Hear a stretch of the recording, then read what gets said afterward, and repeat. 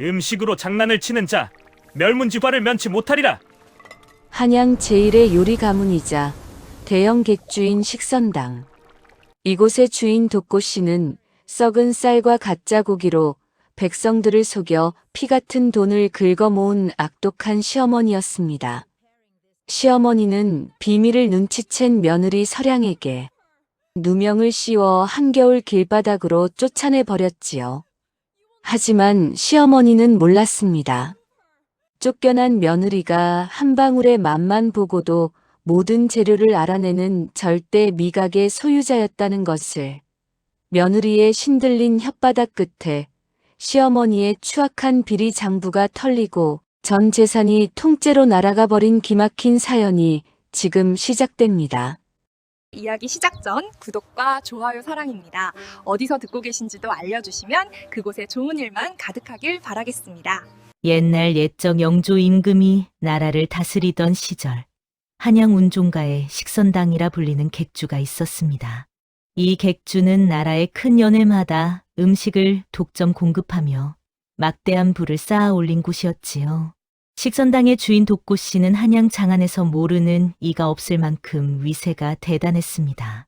관아의 높은 벼슬아치들도 독고 씨 앞에서는 고개를 숙여 인사할 정도였으니 그 권세가 얼마나 하늘을 찔렀는지 짐작이 가시겠지요. 이 식선당의 며느리로 들어온 여인이 있었으니 이름은 설양이었습니다. 설양은 본래 시골 양반가의 딸로 어려서부터 남다른 재주를 하나 타고났지요.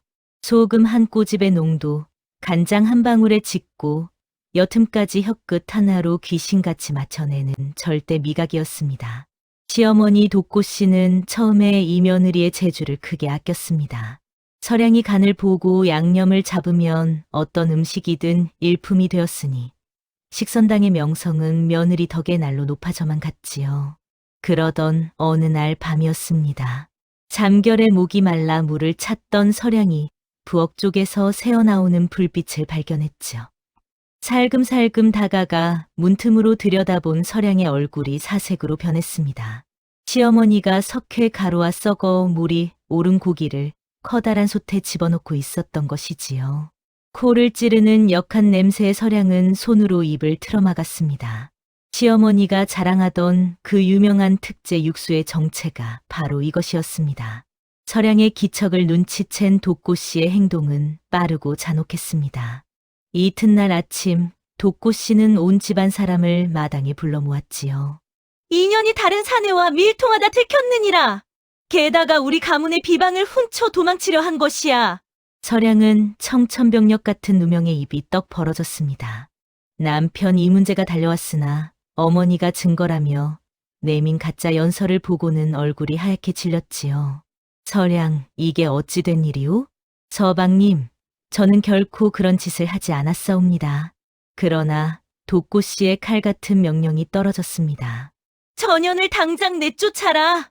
속적산 바람으로 내보내거라. 한겨울 매서운 사풍이 불던 날, 설양은 신발 한 켤레 없이 도성 밖으로 쫓겨났습니다. 맨발로 눈길을 걷던 설양은 얼마 가지 못해 길가에 쓰러지고 말았습니다. 얼마나 시간이 흘렀을까요? 설양이 다시 눈을 떴을 때 낯선 천장이 보였습니다.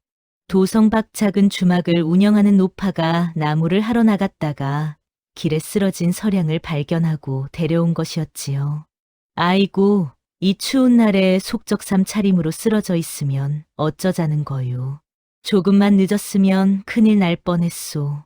노파가 따뜻한 미음을 떠먹여주며 혀를 찼습니다. 설양은 그 따스한 온기에 눈물이 왈칵 쏟아졌지요. 하늘이 아직 자신을 버리지 않았다는 것을, 그리고 이 혀끝에 남은 재주로 다시 일어서야 한다는 것을 가슴 깊이 깨달은 순간이었습니다. 설양을 거둬 준 노파의 주막은 도성 밖 변두리에서 겨우 명맥만 유지하고 있는 허름한 곳이었습니다. 노파는 남편을 일찍 여의고 혼자 주막을 꾸려왔으나 솜씨가 변변치 못해 손님이라곤 하루에 서너 명 들를까 말까 했지요. 설양은 목숨을 살려준 은혜를 갚기 위해 부엌일을 돕겠다 자청했습니다. 할머님, 소녀가 국밥 하나만 끓여 보아도 되겠사옵니까? 서량은 저작거리에서 가장 싸게 구할 수 있는 제철 무와 콩나물, 그리고 뼈 한 토막으로 맑은 국물을 우려냈지요. 값싼 재료였으나 서량의 절대 미각이 잡아낸 간은 혀끝에 착 감기는 깊은 맛을 냈습니다. 국밥 한 그릇을 맛본 노파의 눈이 휘둥그레졌지요. 세상에 이런 맛은 난생 처음이구나. 서량의 국밥 소문은 봄바람에 실린 꽃향기처럼 사방으로 퍼져나갔습니다. 도성박 주막에 신선히 끓인 듯한 국밥이 있다더라.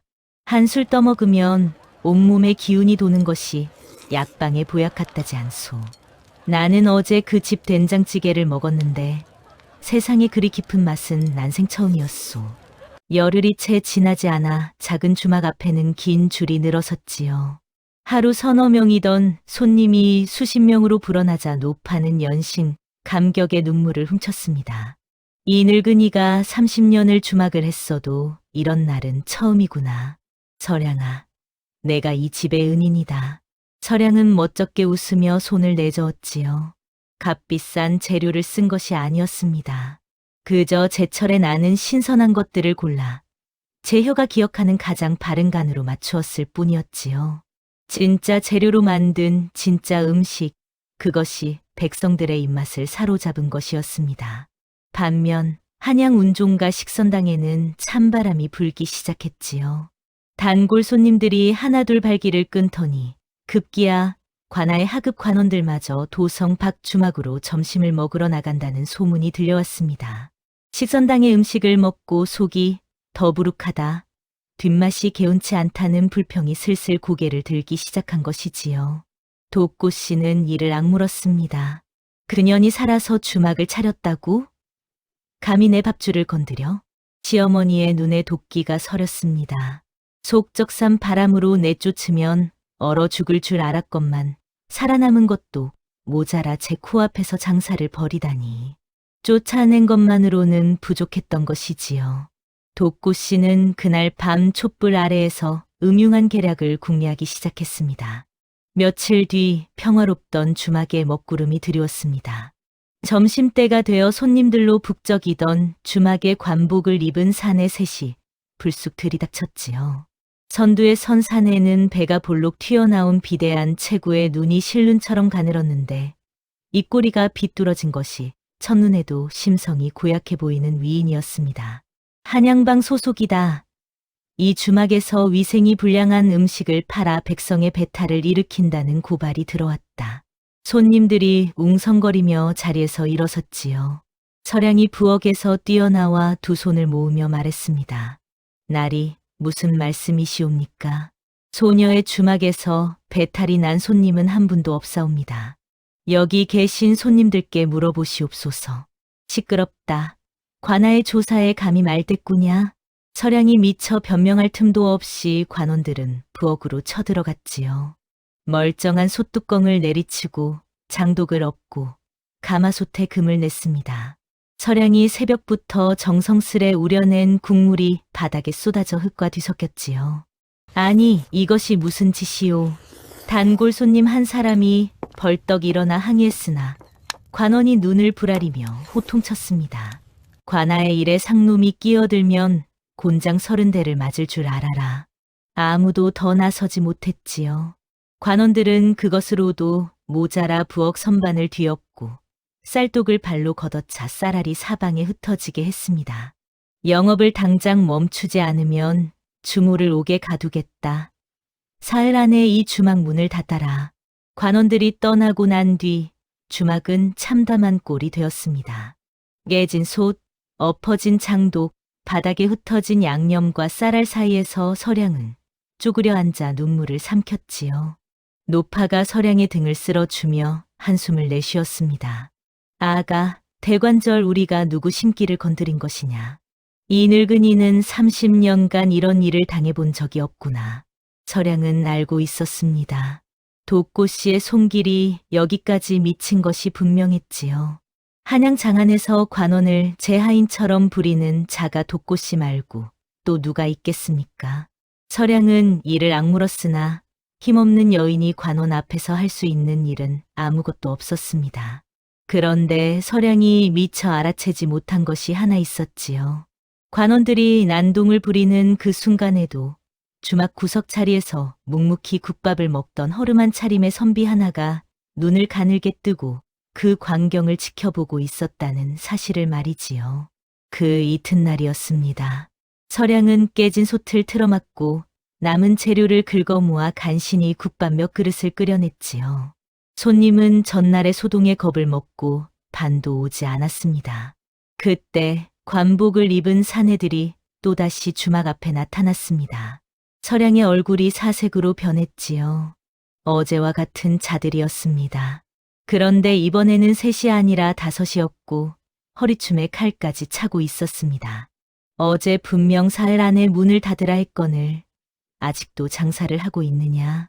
선두의 비대한 관원이 눈을 부라리며 주막 안으로 성큼성큼 들어섰지요. 오늘은 경고가 아니다. 주모를 당장 포박하겠다. 서량이 뒷걸음질 치며 외쳤습니다. 날이 소녀가 무슨 죄를 지었다는 것이옵니까? 고발장이라도 보여 주시옵소서. 시끄럽다. 관아의 명예 죄인이 입을 놀리느냐. 관원 하나가 거친 손으로 서량의 팔목을 움켜쥐었습니다. 노파가 비명을 지르며 달려들었으나 다른 관원에게 밀쳐져 마당에 나동그라졌지요. 할머님. 서량이 소리쳤으나 팔목을 잡은 소나기는 쇠집게처럼 풀리지 않았습니다. 주막에 남아있던 서너 명의 손님들은 고개를 돌리고 눈길을 피했지요. 관원에게 대들었다가 불똥이 튈까 두려웠던 것이었습니다. 바로 그 순간이었습니다. 손을 놓아라. 조용하지만 서리빨 같은 목소리가 주막 안에 울려 퍼졌지요. 구석 자리에서 국밥을 먹고 있던 허름한 차림의 선비가 느릿느릿 자리에서 일어나고 있었습니다. 낡은 갓에 다해진 도포를 걸친 행색이 영락없는 떠돌이 한량이었지요. 관원들이 코웃음을 쳤습니다. 이 한량이 뭔데 관아 이래 참견이냐. 꼴 좋군. 같이 포박당하고 싶은 게냐? 물러서지 못할까? 선비는 물러서기는커녕 오히려 한 걸음 앞으로 나섰습니다. 그리고 천천히, 아주 천천히 소매 안에 손을 넣었지요. 관원들이 비웃음을 거두지 못하고 있을 때 선비의 손이 소매 밖으로 나왔습니다. 손 안에는 빛나는 노쇠 마패가 들려 있었지요. 주막 안에 공기가 얼어붙었습니다. 나는 암행어사 홍종민이다. 다석 관원의 얼굴에서 일시에 핏기가 사라졌습니다. 서량의 팔목을 잡고 있던 손이 힘없이 풀려내렸지요. 도성의 객주 비리와 탐관오리의 결탁을 조사하라는 어명을 받고 이 고을에 와 있다. 너희에게 이 주막을 부수라 명한 자가 누구냐? 바른대로 아뢰어라. 거짓을 고하면 그 죄가 10배로 무거워질 줄 알아라. 관원들은 무릎이 꺾이듯 바닥에 엎드려 벌벌 떨었습니다. 비대한 선두관원의 이마에서 굵은 땀방울이 주르르 흘러내렸지요. 어사나리. 소인들은 시킨 대로 했을 뿐이옵니다. 운종가 식선당의 독고씨가 은전 20냥을 주며 이 주막을 폐하라 명했사옵니다. 서량은 멍하니 그 광경을 바라보았습니다. 며칠 전부터 구석 자리에 앉아 국밥을 조용히 먹던 그 선비가 암행어사였다니 꿈인지 생시인지 분간이 가지 않았지요. 다리에 힘이 풀려 주저앉은 서량의 눈에서 뜨거운 눈물이 흘러내렸습니다. 이번에는 억울함이 아닌 안도의 눈물이었습니다. 홍 어사는 서량의 사연을 들은 뒤 묵직한 표정으로 말했습니다. 그대의 혀가 정녕 그리 대단하다면 내게 한 가지 보여줄 수 있겠소? 홍 어사는 수아에게 식선당의 특제 육수를 한 사발 사오게 했지요. 서량은 나무 숟가락으로 육수를 한 술 떠 입에 넣었습니다. 혀 끝에 닿는 순간 서량의 미간이 깊게 찌푸려졌지요. 이 육수에는 석회 가루가 섞여 있사옵니다. 국물을 뿌옇고 걸쭉하게 보이도록 넣은 것이지요. 그리고 기름의 맛이 정상이 아니옵니다. 신선한 소기름이 아니라 이미 썩기 시작한 돼지기름을 녹여 넣었사옵니다. 마지막으로 소금의 맛이 거칠고 쓴맛이 도웁니다. 이것은 사람이 먹는 소금이 아니라 가죽을 무두질할 때 쓰는 자변이옵니다. 서량이 재료의 비율까지 한치 오차 없이 짚어 내자 홍어사의 눈이 크게 떠졌습니다. 옆에 있던 수아들마저 입을 다물지 못했지요. 과연 절대 미각이로구나. 이 증언이면 독고 씨를 잡을 수 있겠소. 그러나 독고 씨의 촉수는 생각보다 길고 빨랐습니다. 암행어사가 도성 밖에 나타났다는 소문이 독고 씨의 귀에 들어간 것이지요. 독고 씨는 이를 갈았습니다. 서량이 그 혀로 떠들기 전에 아예 혀를 잘라 버려야겠다. 그날 밤 주막 담장을 넘어 검은 옷의 사내 셋이 소리 없이 침입했습니다. 서량이 잠든 방문을 열고 칼을 빼든 순간 방 안에는 아무도 없었지요. 홍어사가 미리 손을 쓴 것이었습니다. 서량은 안전한 곳으로 옮겨져 있었고 방 안에는 관군이 매복해 있었지요. 자객들은 순식간에 제압당했습니다. 생포된 자객의 옷에서 서량은 익숙한 냄새를 맡았습니다. 사양과 장내를 섞은 특이한 방충향이었지요. 식선당의 비밀 곳간에서만 나던 바로 그 냄새였습니다. 어사날이 이 냄새는 시어머니가 비리 장부를 보관하는 곳에서 쓰는 방충향이옵니다. 장부가 어디에 숨겨져 있는지 이 코가 찾아낼 수 있사옵니다. 홍어사의 입가에 미소가 번졌지요. 홍어사는 생포한 자객들을 포박한 뒤 즉시 신문에 들어갔습니다. 너희를 보낸 자가 누구냐? 바른대로 말하면 목숨은 살려주마. 자객의 두목으로 보이는 사내가 이를 악물고 입을 열지 않았지요. 그러나 곤장 10대가 내리치자 결국 버티지 못하고 입을 열었습니다. 식선당의 주인 독고 씨가 보냈사옵니다. 여인의 혀를 잘라오면 은전 100냥을 주겠다 하였사옵니다. 홍어사의 얼굴이 무겁게 굳었지요. 사람의 혀를 자르라니 그 잔인함이 치가 떨릴 지경이었습니다. 서량은 포박된 자객들 곁을 지나다가 문득 걸음을 멈추었습니다. 코끝에 익숙한 냄새가 스쳤기 때문이었지요. 서량은 자객 두목의 옷깃에 코를 가까이 대었습니다. 사양의 묵직한 단내, 그 위에 장내에 시원하면서도 날카로운 기운, 그리고 정향과 백단이 은은하게 깔려있는 복합적인 향이었지요. 서량의 눈이 번쩍 떠졌습니다. 어사날이 이 냄새를 맡아 보시옵소서. 홍어사가 고개를 가까이 했으나 아무 냄새도 맡지 못했지요. 나는 아무것도 느끼지 못하겠는데 무슨 냄새가 나는 것이오? 이것은 사향과 장내, 정향, 백단을 섞어 만든 방충향이옵니다. 벌레를 쫓고 습기를 막기 위해 쓰는 것인데 이 배합은 시어머니만의 특별한 비법이옵니다. 소녀가 식선당에서 며느리로 살던 시절 시어머니는 밤마다 홀로 사당 뒤편으로 사라지곤 했사옵니다. 돌아올 때면 어김없이 이 냄새가 옷자락에 진하게 배어 있었지요. 서량은 잠시 눈을 감고 기억을 더듬었습니다. 처음에는 단순히 제사 준비를 하시는 것이려니 생각했사옵니다. 그런데 이상한 것이 있었지요. 사당마루 밑에서 땅을 뚫고 올라오는 듯한 이 방충향 냄새가 날마다 더 짙어지는 것이었사옵니다. 비가 오는 날이면 습기를 따라 향이 더욱 올라와 사당 주변을 지날 때마다 코를 찔렀지요. 홍어사의 눈빛이 예리하게 빛났습니다. 그렇다면 사당 아래에 무언가를 보관하는 비밀 공간이 있다는 뜻이오? 그렇사옵니다. 방충향을 저리 진하게 쓰는 것은 종이 장부를 습기와 좀벌레로부터 지키기 위함이옵니다. 시어머니는 사당 밑에 비밀 석실을 두고 비리 장부를 숨겨두고 있는 것이 틀림없사옵니다. 홍어사는 턱을 쓸며 깊은 생각에 잠겼지요. 독고 씨를 잡으려면 물증이 필요하오. 증인의 입만으로는 저 교활한 여우를 꼼짝 못하게 만들 수 없소. 그 비리 장부만 손에 넣으면 만사가 해결될 것이오. 서량이 고개를 끄덕였습니다. 허나 문제가 있사옵니다. 식선당은 독고 씨의 사병들이 밤낮으로 지키고 있사옵니다. 함부로 들이닥쳤다가는 장부를 불태울 수도 있사옵니다. 홍어사가 고개를 끄덕이며 말했지요. 그러니 때를 기다려야 하오.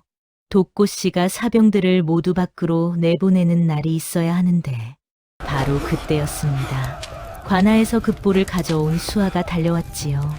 어사날이 보름 뒤에 왕실의 고위 관료들이 대거 참석하는 대동연회가 열린다 하옵니다. 그 음식 공급권을 식선당이 따냈다는 소식이 옵니다. 콩 어사와 서량의 눈이 동시에 빛났습니다. 저것이요. 대동연의 준비에는 식선당의 모든 인력이 동원될 것이요. 사병들도 음식 운반을 위해 밖으로 나가야 할 것이요. 그날이 바로 우리의 기회요. 서량의 눈빛이 단단하게 빛났습니다. 오랫동안 삼켜왔던 억울함과 분노가 이제 곧 세상 밖으로 터져 나올 것이었지요.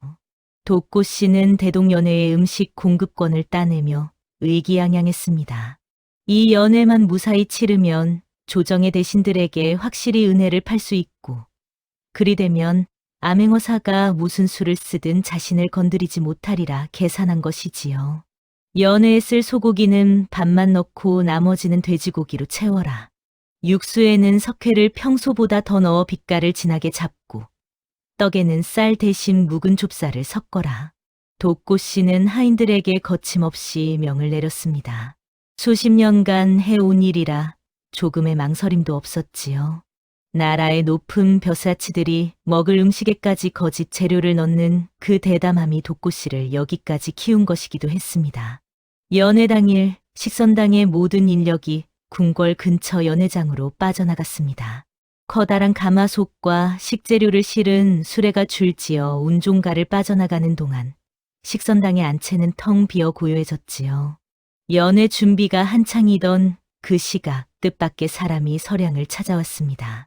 남편 이문재였지요. 초췌한 얼굴에 눈이 벌겋게 부어 있었습니다. 그런데 더욱 놀라운 것은 이문재의 뒤에 서 있는 여인이었지요. 식선당에서 독고 씨의 오른팔 노릇을 하던 늙은 몸종 산월이었습니다. 서량은 몸이 굳었습니다. 산월이라면 시어머니의 모든 악행을 곁에서 도운 자가 아니었던가요? 혹시 시어머니가 보낸 또 다른 덫은 아닌지 경계심이 솟구쳤지요. 서방님, 어찌 여기를 아시고 오신 것이옵니까? 그리고 산월이가 왜 여기에 있는 것이옵니까? 이 문제는 서량 앞에 무릎을 꿇었습니다. 서량, 당신에게 할 말이 있소. 그리고 보여줄 것이 있소. 이 문제가 떨리는 손으로 내민 것은 서량에게 누명을 씌울 때 증거로 내밀었던 바로 그 연서였지요. 그런데 그 연서 뒤에는 독고 씨가 대필장이에게 위조를 시킨 수표와 지시 내용이 빼곡히 적힌 쪽지가 붙어 있었습니다. 이것을 어디서 찾으신 것이옵니까? 어머니, 서랍 깊숙한 곳에서 발견했소. 당신이 쫓겨난 뒤로 나는 하루도 편한 날이 없었소. 어머니 말씀을 믿으면서도 가슴 한편이 계속 찔렸소. 그래서 어머니가 연애 준비로 자리를 비운 사이 방을 뒤졌소. 서량의 입술이 떨렸지요. 그러나 진정 놀라운 이야기는 그 다음이었습니다. 산월이가 앞으로 나서더니 바닥에 엎드려 머리를 조아렸지요. 마님, 아니 서량아 씨. 이 늙은 종을 용서해 주시옵소서. 산월아, 내가 무슨 말을 하려는 것이냐. 산월이 고개를 들었습니다. 주름진 얼굴에 눈물이 줄줄 흘러내리고 있었지요. 독고 마님이 아씨를 내쫓은 그날 밤, 저는 마님의 방에서 끔찍한 이야기를 엿들었사옵니다. 마님이 아전 김 주부에게 이리 말씀하셨사옵니다. 산월이 목소리를 낮추었습니다. 마님이 그러셨사옵니다. 서량이 석회 가루와 썩은 고기를 본 것은 시작에 불과하다. 전연이 장부까지 알아냈으면 나는 목이 달아난다. 그러니 전연을 영영 입을 열 수 없게 만들어야 한다고요. 서량의 온몸에 소름이 돋았지요. 시어머니가 자신을 쫓아낸 것은 단순한 분풀이가 아니라 입을 막기 위한 계산된 행동이었던 것이었습니다. 산월이 말을 이었습니다. 그뿐이 아니옵니다. 마님은 아씨가 얼어 죽지 않고 살아남았다는 소식을 듣고 자객을 보낸 것도 모자라 만약 자객마저 실패하면 아씨의 국밥에 독을 타라고 저에게 명하셨사옵니다. 서량은 다리에 힘이 풀려 주저앉을 뻔했습니다. 그래서 내가 여기에 온 것이냐? 독을 타러 온 것이냐? 산월이 고개를 세차게 저었지요. 아니옵니다. 소인은 차마 그리하지 못했사옵니다. 아씨는 이 늙은 종에게도 늘 따스한 말 한마디를 건네셨던 유일한 분이옵니다.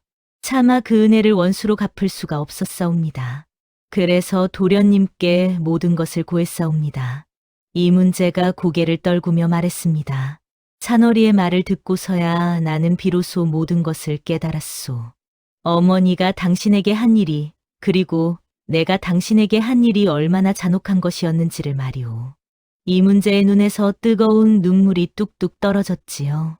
나는 당신 곁에 있을 자격이 없는 사람이오. 허나 지금이라도 속죄하고 싶소. 철양은 오래도록 남편을 내려다보았습니다. 가슴 깊은 곳에서 원망이 치밀어 올랐으나 지금은 그것보다 더 중요한 것이 있었죠. 서방님, 용서는 모든 것이 끝난 뒤에 하겠사옵니다. 지금 소녀에게 필요한 것은 사당 및 석실의 열쇠요입니다. 이 문제는 품속에서 작은 노쇠 열쇠를 꺼내 서량의 손에 쥐어 주었습니다. 그리고 한마디를 덧붙였지요. 이것은 어머니가 목에 걸고 다니던 열쇠요. 연애 준비를 하느라 목욕을 하시며 잠시 벗어 둔 사이에 가져왔소. 어머니는 아직 열쇠가 없어진 줄 모르오. 허나 시간이 많지 않소. 목욕을 마치시면 바로 알아차릴 것이오. 서량은 열쇠를 꼭 쥐며 고개를 끄덕였습니다. 심장이 거세게 뛰었지요. 이제 시간과의 싸움이었습니다. 해가 기울자 서량은 홍어사의 수하 2명과 함께 식선당으로 향했습니다. 텅 빈 객주의 뒷마당을 지나 사당 앞에 섰을 때 서량의 코가 미세하게 떨렸지요. 땅 밑에서 올라오는 방충향의 냄새가 또렷했습니다. 서량은 사당 마루 밑 돌계단을 찾아 열쇠를 돌렸습니다. 무거운 돌문이 열리자 축축한 어둠 속에서 진한 향 냄새가 확 밀려왔지요. 촛불을 밝히자 벽면 가득 쌓인 장부 더미가 모습을 드러냈습니다. 서량은 손을 떨며 장부를 펼쳤지요. 지난 10년간 독고씨가 어느 대감에게 얼마를 바쳤는지, 어떤 관원이 눈을 감아주었는지, 가짜 재료로 벌어들인 이문이 얼마인지가 낱낱이 기록되어 있었습니다. 이것이면 되겠사옵니다. 서량이 장부를 품에 안고 돌계단을 올라서는 순간이었습니다. 거기 섰거라, 이년아. 사당 앞에 독고씨가 서 있었습니다. 양옆으로 사병 대여섯이 횃불을 들고 늘어서 있었지요. 연회장으로 떠난 줄 알았던 독고씨가 도중에 되돌아온 것이었습니다. 남편 이문재가 서량을 찾아갔다는 밀고를 받은 것이지요. 그 장부를 내려놓아라. 순순히 놓으면 목숨만은 살려주마. 서량은 장부를 가슴에 꼭 끌어안으며 뒷걸음질 쳤습니다. 독고씨의 눈이 광기로 이글거렸지요. 좋다. 내년이 끝까지 글이 나온다면 그 장부째로 태워주마. 독고씨가 사병의 횃불을 빼앗아 사당 처마에 내던졌습니다. 마른 나무에 옮겨 붙은 불길이 순식간에 사당을 집어삼키기 시작했지요. 서량은 뒤로 물러섰으나 사방이 불길과 사병들에 둘러싸여 빠져나갈 곳이 없었습니다. 불길이 사당 기둥을 타고 올라가며 밤하늘을 붉게 물들였습니다. 연기가 목을 조여왔고 서량의 눈앞이 아물아물해지기 시작했지요. 시어머니, 이 장부에는 시어머니가 10년간 백성을 속인 죄가 모두 적혀 있사옵니다. 소녀를 죽인다 한들 진실은 사라지지 않을 것이옵니다. 서량이 연기 속에서 외쳤습니다. 독고씨는 이를 갈며 사병들에게 소리쳤지요. 불길이 번지기 전에 전연에게서 장부를 빼앗아라. 사병들이 칼을 빼들고 서량에게 다가서는 그 순간이었습니다. 암행어사 출두야. 밤하늘을 찢는 우렁찬 외침이 울려 퍼졌지요. 홍종민이 관군 수십 명을 이끌고 식선당 담장을 넘어 들이닥친 것이었습니다. 홍어사가 마패를 높이 들자 횃불빛의 노쇠가 번쩍 빛났지요. 독고씨, 내 죄를 내가 알렸다. 당장 불을 끄고 항복하라. 관군들이 물동이와 모래를 퍼부어 불길을 잡아나갔습니다. 사병들은 관군의 기세에 눌려 칼을 내던지고 바닥에 엎드렸지요. 서량은 그을린 얼굴로 연기 속에서 걸어 나왔습니다. 가슴에 꼭 안은 장부는 무사했지요. 홍어사가 달려와 서량을 부축하며 말했습니다. 수고했소, 서량. 이제 끝이오. 독고씨는 도망치려 몸을 돌렸으나 관군이 양팔을 붙잡아 꿀렸습니다. 시어머니의 얼굴이 횃불 아래에서 사색으로 일그러졌지요. 30년간 쌓아온 거짓의 성이 이 한밤에 무너져 내리는 순간이었습니다. 이튿날 홍어사는 대동연회가 열리고 있던 연회장으로 서량과 함께 향했습니다. 연회장에는 조정의 고위 관료들이 둘러앉아 식선당이 공급한 음식을 먹고 있었지요. 홍어사가 연회장 한가운데로 들어서며 마패를 높이 들자 장내가 순식간에 조용해졌습니다. 여기 계신 대감나리들께서 지금 드시고 계신 음식이 무엇으로 만들어졌는지 아시겠습니까? 웅성거림이 일었지요. 홍어사는 서량을 앞으로 불러 세웠습니다. 이 여인은 식선당의 전 며느리로 절대 미각을 지닌 자유입니다. 지금부터 이 자리에 음식에 무엇이 들었는지 밝히겠사옵니다. 서량은 상위의 음식을 하나하나 맛보기 시작했습니다. 떨리는 손이었으나 혀끝은 한치의 흔들림도 없었지요. 이 갈비찜은 소갈비가 아니옵니다. 값싼 돼지 목뼈를 잘게 토막내어 소갈비인 양념으로 범벅한 것이옵니다. 소고기 특유의 결이 없고 돼지 기름의 누린내가 양념 밑에 숨어 있사옵니다. 이 떡은 맵쌀로만 빚은 것이 아니옵니다. 맵쌀 가루에 값싼 칡뿌리 전분을 반이나 섞어 넣었사옵니다. 그래서 찰기가 부족하고 씹을수록 텁텁한 맛이 도는 것이지요. 그리고 이 탕의 국물에는 석회 가루가 섞여 있사옵니다. 맑은 물에 석회를 풀면 뿌옇고 걸쭉해져 오래 고운 사골 국물처럼 보이는 것이옵니다. 서량은 이어서 연회장 한편에 솥을 걸고 독고씨가 쓰던 가짜 재료들을 직접 보여주며 같은 방식으로 음식을 만들어 보였지요. 석회 가루를 넣자 맑던 물이 뿌옇게 변하고 썩은 돼지 기름을 풀자 걸쭉한 기름막이 뜨는 것을 관료들이 두 눈으로 똑똑히 목격했습니다. 대감들의 얼굴이 파랗게 질렸지요. 방금까지 맛있다며 떠먹던 음식을 뱉어내는 자, 구역질을 하는 자, 상을 내리치며 분노하는 자, 연회장은 순식간에 아수라장이 되었습니다. 이것을 우리에게 먹였단 말이냐? 홍어사가 비리 장부를 높이 들어 보이며 말했습니다. 독고씨는 지난 10년간 이러한 가짜 음식으로 백성은 물론 조정 대신들까지 속여왔사옵니다. 그 증거가 이 장부에 낱낱이 적혀 있사옵니다. 관료들의 분노는 하늘을 찔렀습니다. 자신들이 뇌물을 받고 눈을 감아준 탓에 썩은 음식을 먹게 되었다는 사실을 차마 인정할 수 없었던 것이지요. 사흘 뒤 의금부의 판결이 내려졌습니다. 독고씨는 국가의 연회를 기만하고 백성의 건강을 해친 중죄로 전 재산을 몰수당했지요. 운종가의 번듯한 식선당 건물, 창고에 쌓인 금은보화, 논밭과 종들까지 모조리 관하에 귀속되었습니다. 독고씨는 변방으로 유배되어 노비의 신분으로 떨어졌지요. 포졸에게 끌려나가는 독고씨의 모습은 참으로 처량했습니다. 30년간 호요식하며 백성 위에 군림하던 그 위세는 온데간데 없이 남루한 죄인복을 입고 고개를 떨군 늙은 여인만이 남았지요. 내년이 나를 이렇게 만들었다. 서량 두고 보아라. 독고씨가 끌려가며 악을 썼으나 서량은 담담히 그 뒷모습을 바라볼 뿐이었습니다. 독고씨에게 뇌물을 받아 비리를 묵인한 탐관오리 7명도 모조리 파직되어 압송되었지요.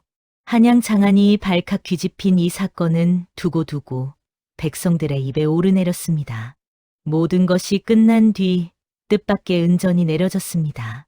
영조 임금이 이 사건을 전해 듣고 크게 감탄하여 몰수된 식선당의 건물과 재산 일부를 서량에게 하사한 것이지요. 백성을 속이는 거짓, 음식을 혀 하나로 밝혀낸 그 충정이 가상하도다. 이제 식선당을 바로 세워 백성에게 참된 음식을 베풀어라. 서량은 엎드려 은혜에 감읍했습니다. 남편 이문재가 조심스럽게 서량 곁에 다가왔지요. 서량, 나는 당신 곁에 있을 자격이 없는 사람이오. 허나 남은 생을 속죄하며 당신을 돕고 싶소. 서량은 오래도록 남편을 바라보았습니다. 그리고 마침내 고개를 끄덕였지요. 서방님, 다시는 소녀의 말에 귀를 닫지 마시오. 그것이 소녀가 바라는 전부요입니다. 봄바람이 불어오는 날, 식선당의 문이 다시 열렸습니다. 이번에는 정직한 재료, 정성을 다한 손길, 그리고 서량의 절대 미각이 지켜보는 참된 음식만이 손님의 상에 올랐지요. 세월이 흘러 식선당은 다시 한양에서 가장 번성한 객주가 되었습니다.